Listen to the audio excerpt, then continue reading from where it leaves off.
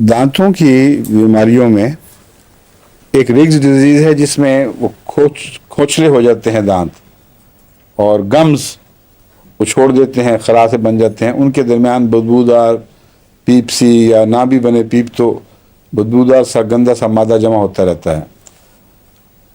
अगर ये सारे दांतों में हो तो फिर ये रिग्स डिजीज है, या ज़्यादा दांतों में हो। अकेला एक दांत अगर इस तरह का नमूना दिखाए तो वो रिग्स डिजीज नहीं है, उसकी कोई मुकामी खराबी है।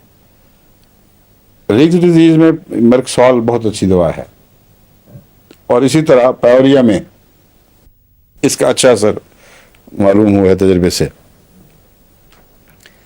दांतों की खराबियों में उनका स्याह पड़ जाना और जड़ों से खाए जाना या क्राउन से खा के अंदर उतरना, ये मर्कसॉल के मारूफ दायरे में है। और अगर जड़ें काली हो रही हों तो उसमें स्टेफिसेग्रिया मर्कसॉल से बेहतर काम करती है।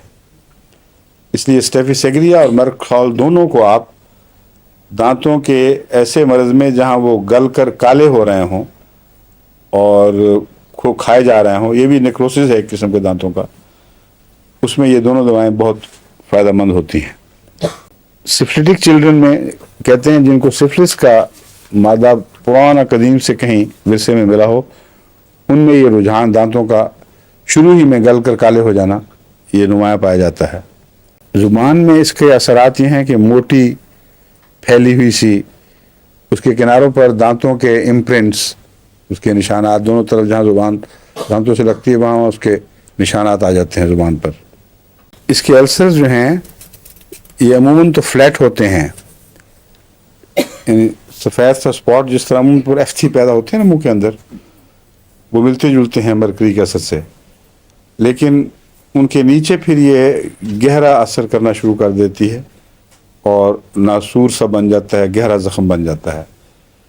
मरकरी में ये असर इतना नुमाया है कि बाज़ दफ़ा कल्ले के एक अंदर से ज़ख्म शुरू हुआ और पार उतर गया है और कल्ले में सुराख कर देती है, जैसे आतशक के मरीज़ों में इस किस्म के ज़ख्म मिलते हैं। तो सिफिलिस से चूँकि इसका मिजाज मिलता है, इसलिए मुंह के ज़ख्मों में जो ख़तरनाक हों, लंबा असर रहें, उन्हें मरकरी को ज़रूर इस्तेमाल करके देखना चाहिए।